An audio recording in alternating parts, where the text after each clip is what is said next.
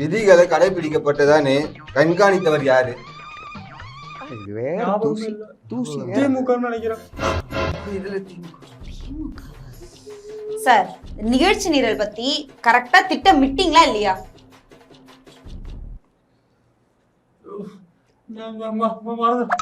மறந்துட்டீங்களா? சரி, அதை விடுங்க. கூட்ட மேலாண்மை குறித்து அதிகாரிகளோட ஆலோசிக்கப்பட்டது யாரு? திமுக. சார் சரி விடுங்க. அளவிற்கு அதிகமான கூட்டம் கூடும் அப்படின்றத கட்சி முன்னரே கணிச்சுச்சா இல்லையா? தெரியாது, ஞாபகம் இல்ல.